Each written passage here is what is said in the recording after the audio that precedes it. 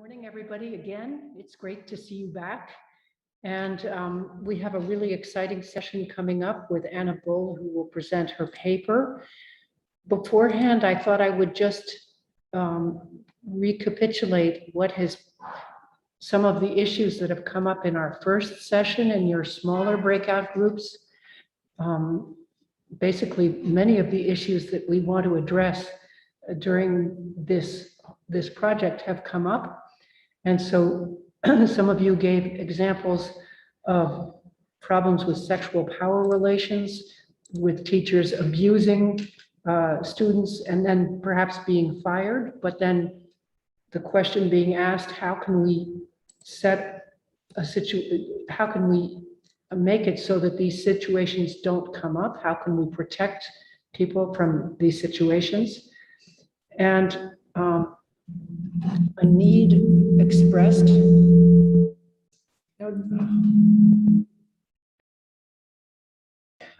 expressed for clarification, transparency in institutions around the mechanisms that exist.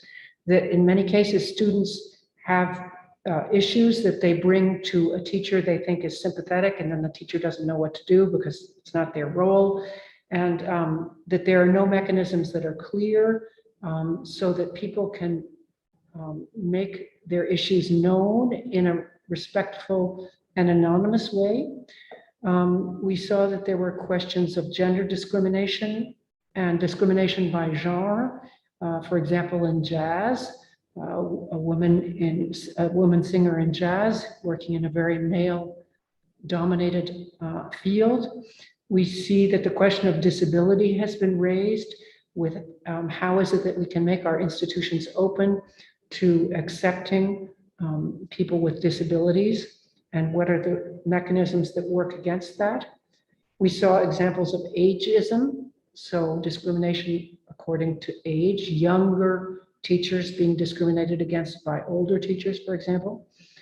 We saw the question of social media and stereotyping around what is the perfect body or the perfect whatever, and that people present themselves in the way that they think the world wants to see them without necessarily being real. So this is a big question. And then also power relations in the profession. So how people experience this on the stage, in operas, etc.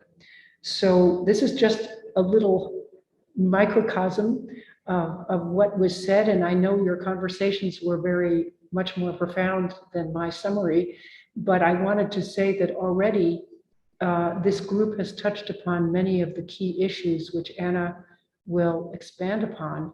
And Anna, I would like to introduce you and thank you for sharing your report and for really nourishing our work. And this is an essential part of this process where we listen and we come to understand based on information that is provided to us.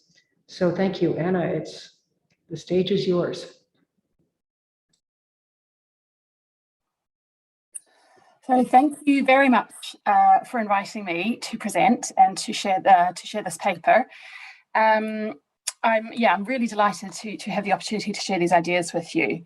So I thought today I'd just draw out some of the key ideas from the report and elaborate a little on those.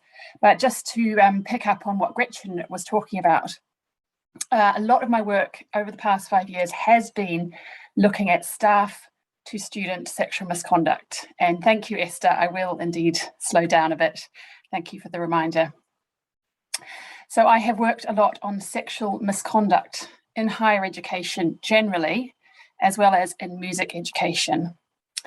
And the issue that that Gretchen has just mentioned around students being afraid to raise concerns, students wanting to raise concerns anonymously and not put their name to formal complaints against staff.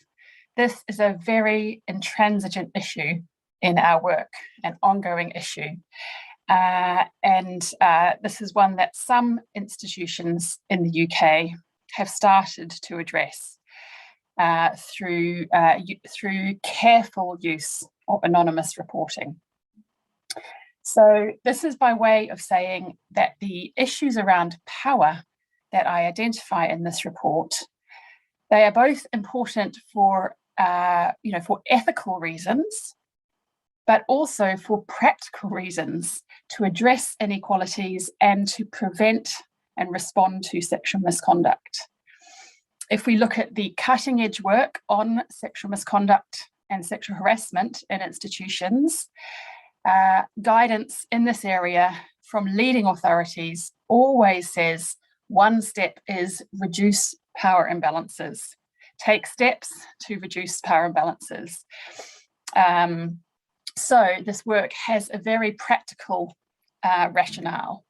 And if you are trying to convince your senior leadership to work in this space, to do this work, addressing sexual misconduct and other forms of discrimination is a very important reason for doing it.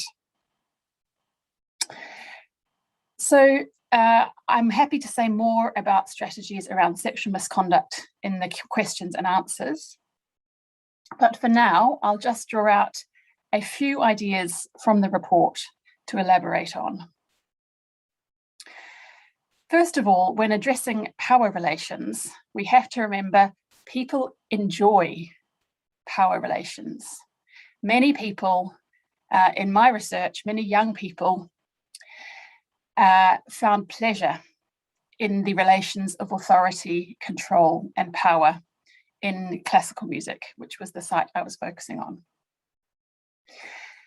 So the example from the report of two young singers, Catherine and Hannah, as I called them, they were taking pleasure in this very unequal relationship with their conductor. Of course, there were others in this particular choir who were not enjoying this. Some of the young women were finding the dominance, the masculine dominance, very uncomfortable because it reminded them of male violence in other spaces in their lives. And they found it oppressive and they were scared of their conductor. But others, such as the two young women I highlighted, enjoyed this relationship. They enjoyed inhabiting the role of femininity in supporting male authority. They enjoyed these normative gender positions. So normative means normal or habitual. And for musical reasons, they enjoyed these power relations. They told me they reached better musical standards, higher standards of quality of music making in these relationships of strong authority. And this is true. Sometimes these relationships of power from the conductor to the choir or orchestra did reach excellent musical performances. So I think when addressing power relations, it's important to remember that sometimes people enjoy them and sometimes people enjoy the musical results that come from them. Of course, it is very possible to get excellent musical results from more collaborative, less dominating means, but for an efficient, quick result, sometimes authority is the best way to achieve that. So, challenging power relations might involve challenging people's enjoyment, people's investments in that enjoyment. A second point is that people do not necessarily recognize or identify power relations as problematic. This is very evident in my work on sexual harassment. Speaking to students who have been sexually harassed by staff, it often takes them a long, long time to realize that this is a problematic power relationship. They might say, it was a bit weird. I couldn't understand what was going on. And they do not have the language to label this as harassment or as bullying. Similarly, in music education, I gave the example in the paper of a young man who I called Jonathan. That is not his real name. And he experienced what I thought was bullying from his Conservatoire instrumental teacher. He did not call it bullying. He said it made him depressed, but he also appreciated being pushed, being told he was a terrible player, to push him to become better. So young people especially, but also staff, adults, teachers, may not recognize or identify problematic power relationships. They may not have any language to label this. I find this especially with sexual harassment, especially heterosexual male to female sexual harassment. It is so normal to have sexualized relations that it is very hard to find the language to describe this.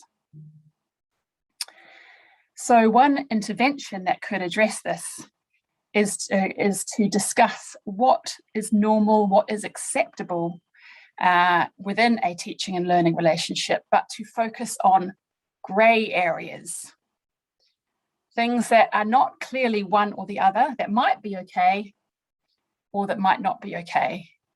And these discussions of grey areas can allow important discussions to emerge. My third point, relations of power are often only visible to those who are powerless. So to reiterate, people without power, people who are positioned in the institution as having less power, are more likely to notice power relationships. Those who are in positions of power are unlikely to notice them, or less likely to notice them. So for those of us who are staff, who are on permanent contracts, who are in teaching or managing relationships, the more authority we gain in the institution, the more difficult it is for us to see that power. And this is also important because of, for example, my privilege around race and class. So I am white, I am middle class, therefore I don't see the power imbalances that might be experienced by a person of colour or someone who is from a working class background, or somebody who is not cisgender, so somebody who is transgender. So we have to trust that people are experts on their own experience. Just because I don't see the power, power imbalances, it doesn't mean it's not there.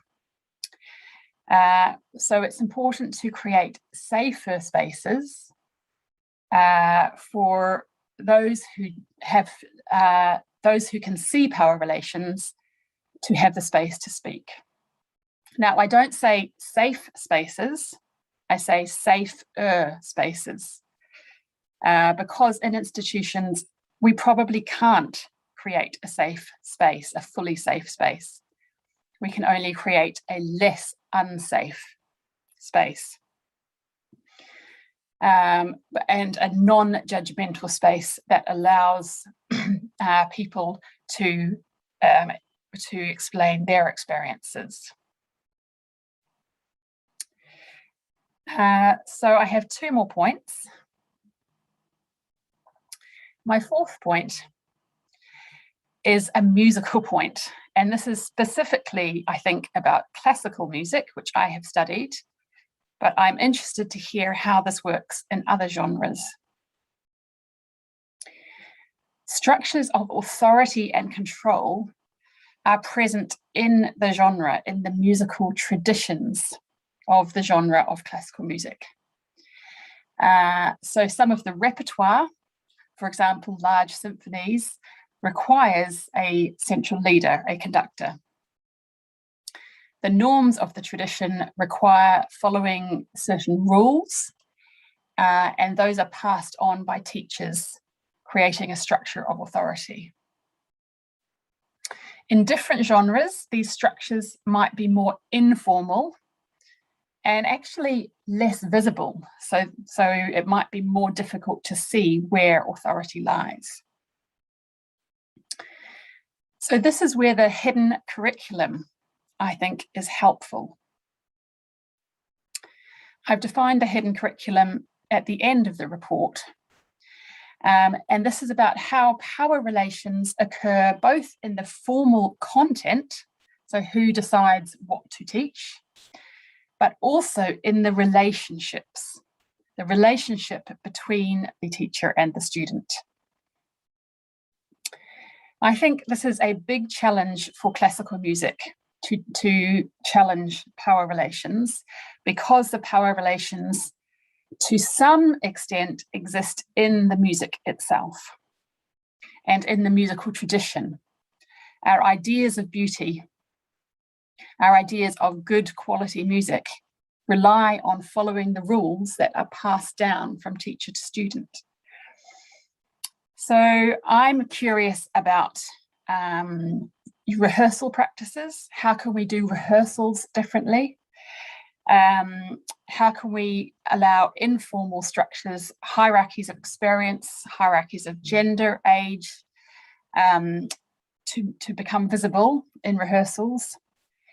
And how can we experiment to make sure interactions in rehearsals are not fully only based on power relations? In my research, young people would say, yes, of course I participate in orchestra rehearsals or choir rehearsals. But when I observed those rehearsals, they did not participate. They did not give musical ideas. They did not put their ideas forward. So we have to think about how to challenge those normal ways of rehearsing musical practices. My final point is that power relations in higher music education are formed within and through the music industry more widely.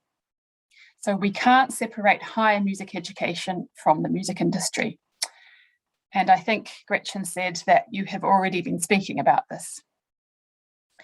I think this is more than other higher education subjects, because we have part-time, hourly paid staff coming in to teach. Students might be working while they're studying. There are networks of patronage to get work in the industry. So I think higher education music needs to be aiming to change the industry as well. This is obviously ambitious and a big task, but at least trying to influence change in the wider music industry. In the UK, two organisations that are doing this are the Musicians Union and the Incorporated Society for Musicians. And they are working, they are membership organisations for professional musicians who work with the music industry and with conservatoires and higher music education institutions. So these kinds of partnerships are really important. Sometimes I see higher music education institutions thinking, oh, well, the industry is, sexual harassment is normal in the industry.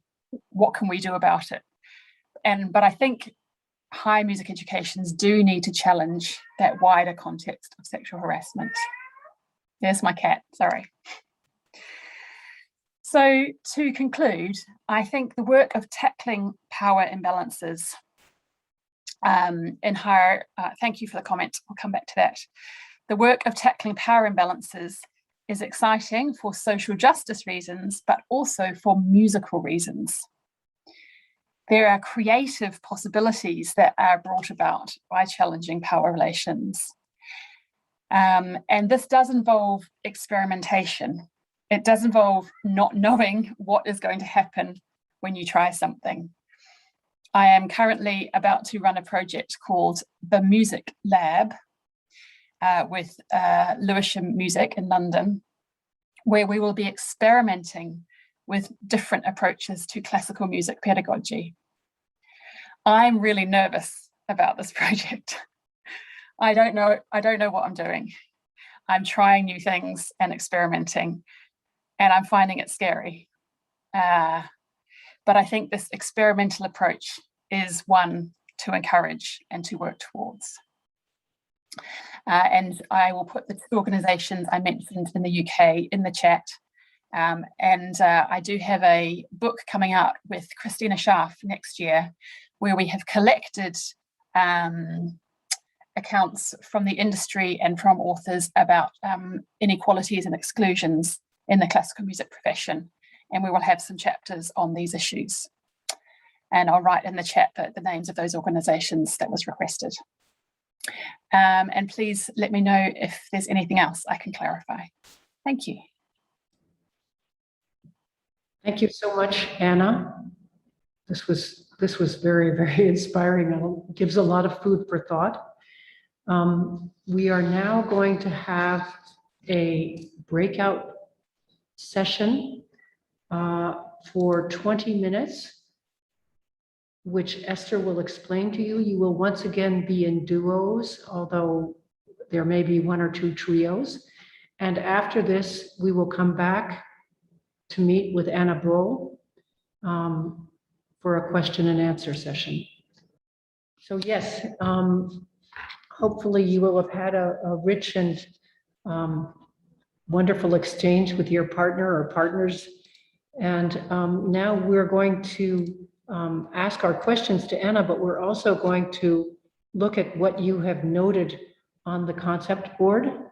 So I'm going to just try to read from these quickly.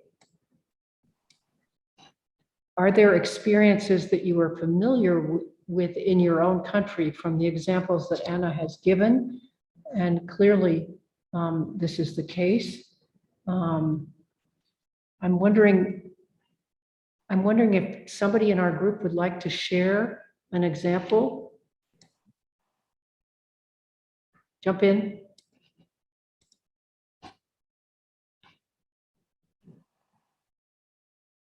No? Okay.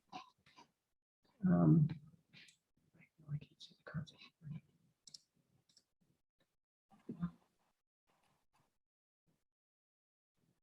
So,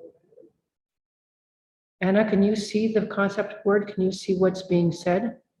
Yes, I can. And there's some wonderfully rich examples and points on here. Maybe rather than having me repeat what's written on the concept board, you could just respond. And then I would just like to encourage people who are here now to ask their questions. Jump in, or feel free to write in the chat.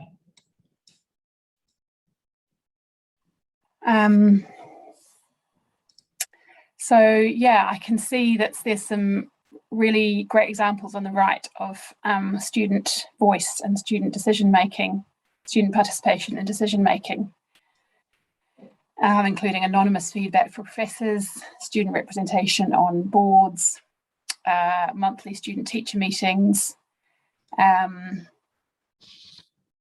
And so, it's great to see these mechanisms for student voice.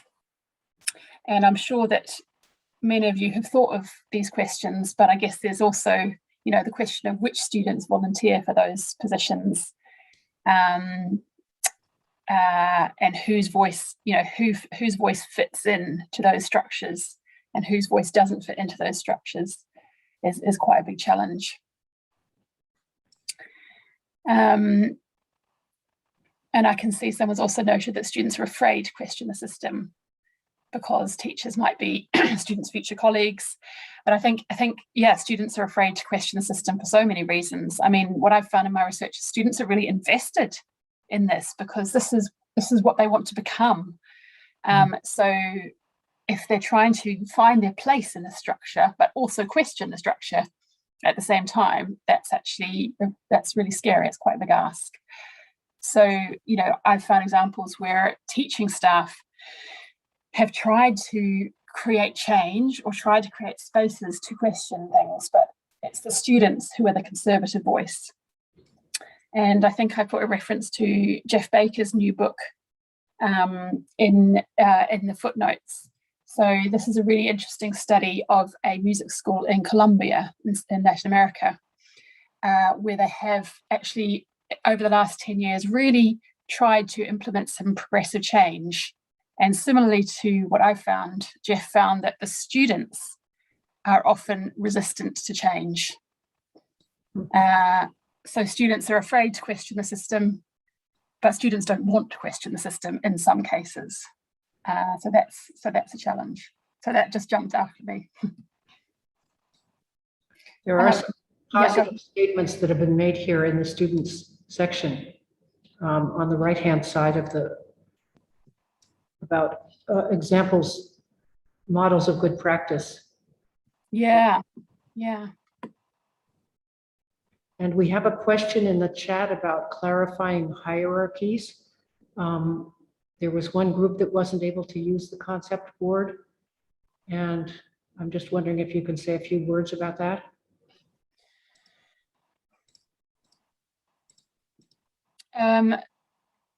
Yeah, so hierarchies, I guess I'm not quite sure exactly what the question is.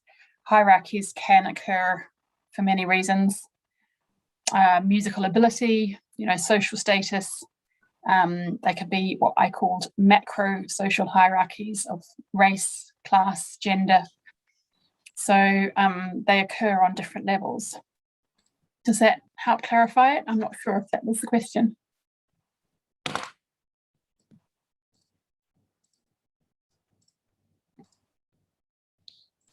Yes, so Anna, I would just urge you to continue to comment on the concept board, if that's possible. Yeah, sure. Because there's just so much written. Yeah. What questions do you have for Annabelle? Yeah, sorry, it's moving around a little bit, so I'm struggling to make it stay still. Okay, so someone's asked, tools for teachers working with the question, how do you know when you are doing the right thing? That's a great question. And I think what I would encourage is structures for teacher reflection and shared reflection. So both personal and individual reflection and shared reflection, because you don't know that you're doing the right thing,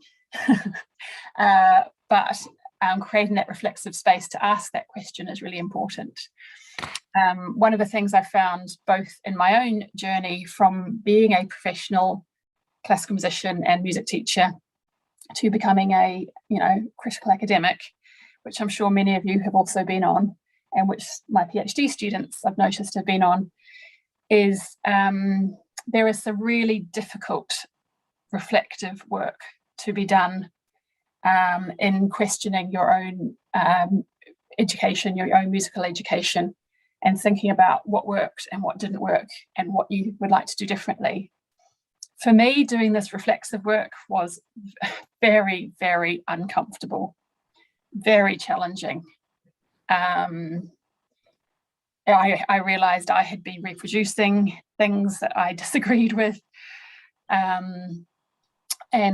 So I would encourage, I think it's difficult work to do on your own, and it's difficult work to do while you are still trying to teach.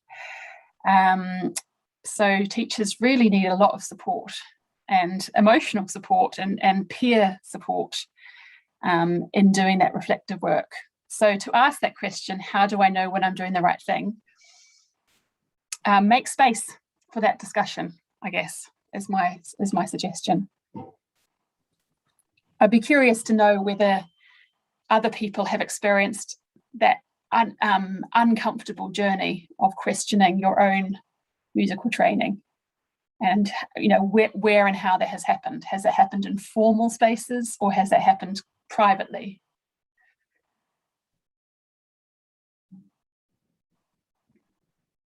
I think there's several questions about the difficulty of anonymity in smaller institutions. This is a very hot topic. Okay.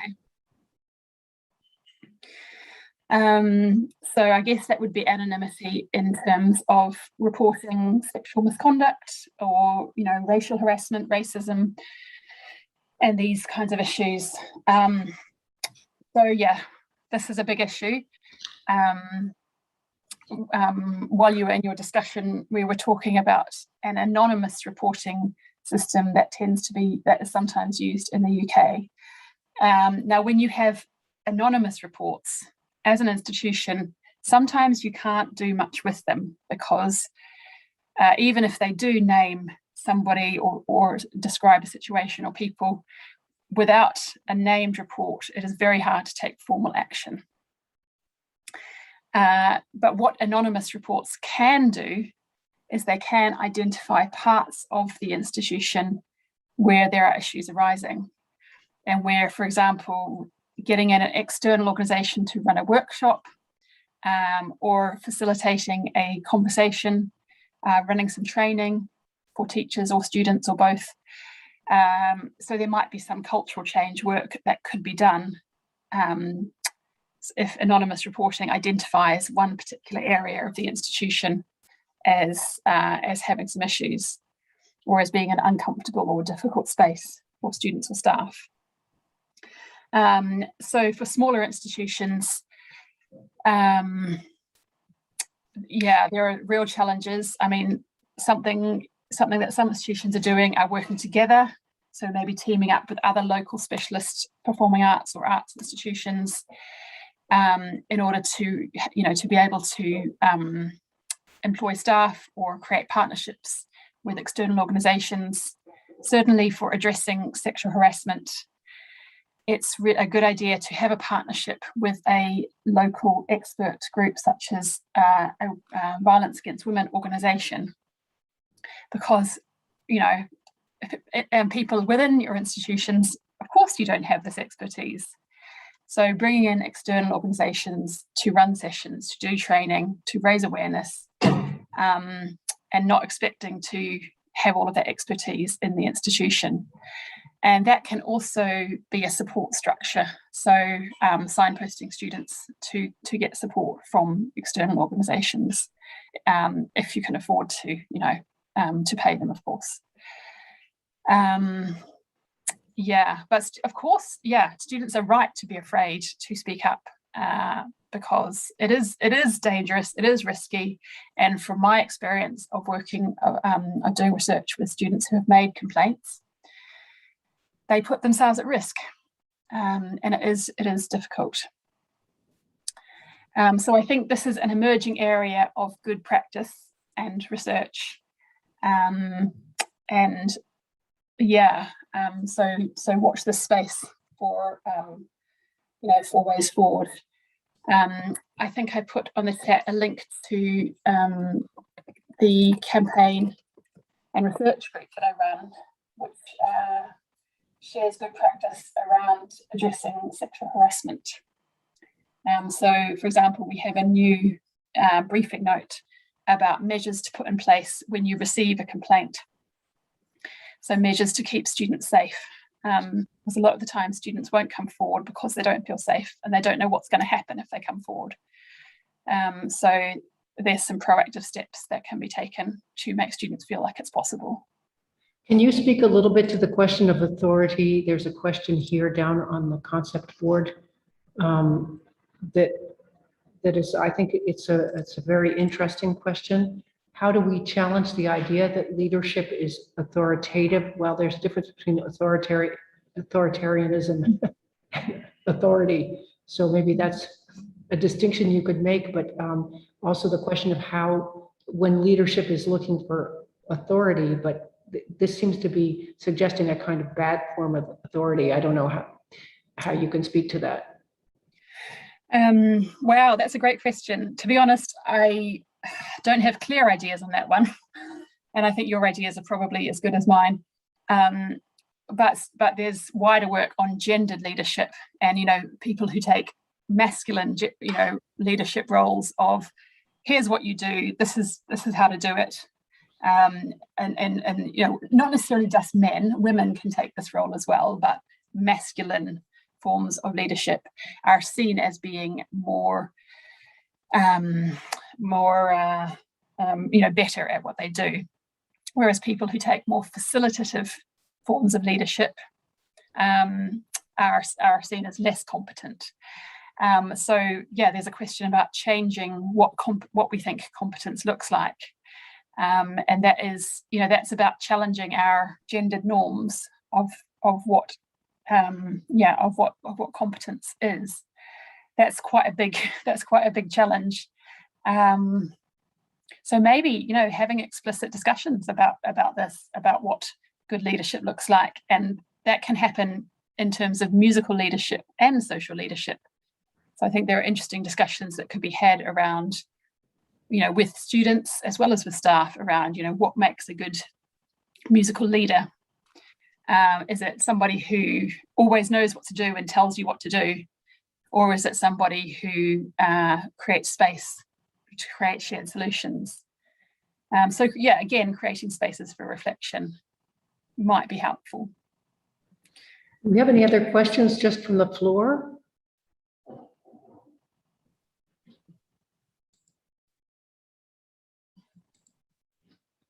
Is there something that you didn't get to speak about in your duo or trio that you would like to share with Anna?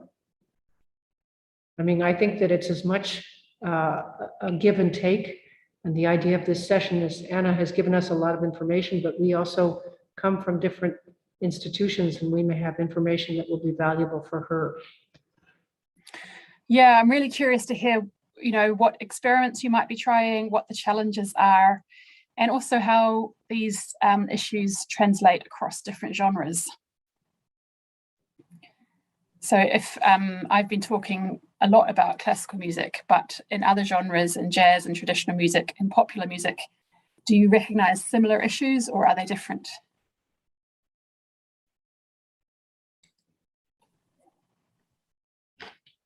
I think Aritz has a hand up.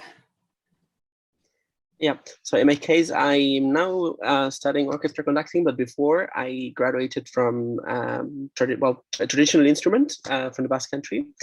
Even though we have like a classical repertoire and also contemporary, but it's in the end a traditional instrument. And what I felt is in the conservatoires in general, there's a kind of a power and a hierarchy from because it's the only traditional instrument in the conservatoire. In a way, there's like a difference, and it's not only institutionally, which I also felt, but also between or among students. In a way that there's a kind of a different thing, and also in the involvement.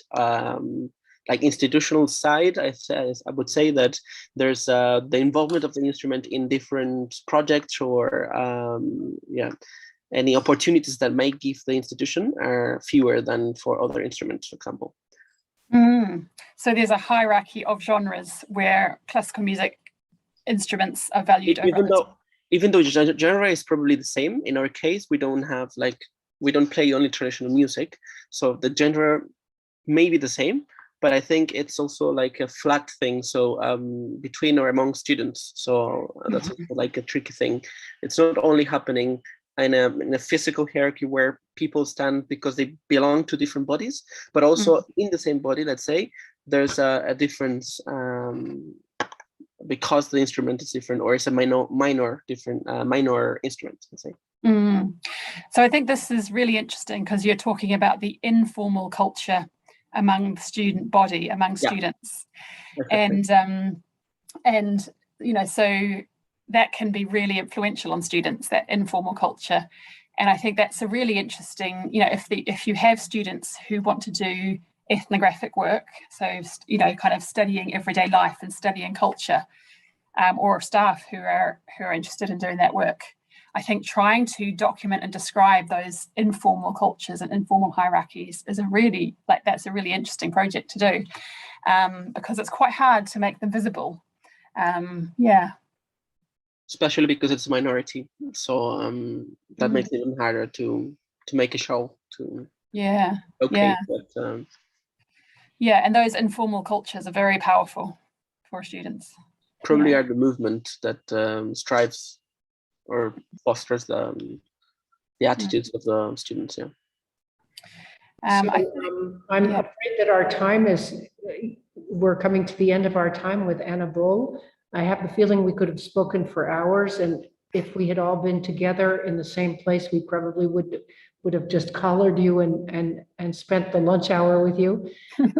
I wish. On behalf of all of us, I really want to thank you for sharing your research and your suggestions that are, it's a kind of open book. It's a pathway which people are forging in different ways, and we have different examples in different cultures, different institutions here which are already taking steps, and then the other steps that need to be taken. You've also shared the challenges that the classical music area faces in particular. So many thanks to you, and I think many of us are going to be reading your book and your upcoming book. So we are going to go now into another exercise in 4 breakout groups where we are asking you 2 very simple questions, and that is, what is it that you have understood as being important in our morning so far? What appears to be important to you? And what is it that you don't understand? So what do you understand as being important?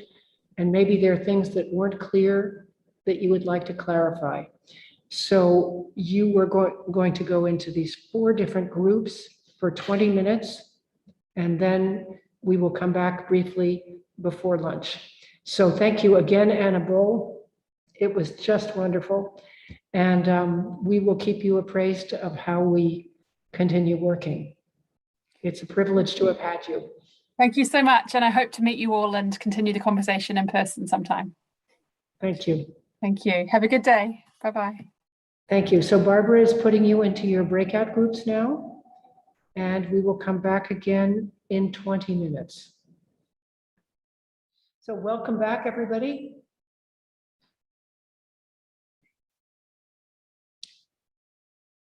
I can just speak from my experience in one breakout group that many of you felt that one of the really wonderful things about today was that you were in a safer space, and that the respect that you would hope to find in your institutions and more widely in the industry was something that you felt already in this space. And so that was good. And that understanding that we would be looking to create safer spaces was something that we could all agree upon. And that we could also look at diversifying the notion of power to think of circles of power that could share in a less authoritative way. And I think that there was a real consensus that in the future, one of the areas that we would want to focus on was bridging the gap between making a safer space in higher music education and the industry. There's much more that I can say. There was conversation about hierarchies and structure, but we will summarize what has been said in the 4 working groups and bring that back to you at the beginning of our next session, where we will have a wonderful video to look at and some wonderful dreaming aloud and sharing. But for now, we're all inviting you to go have some lunch and come back full of energy and excitement in 1 hour. So thank you so much.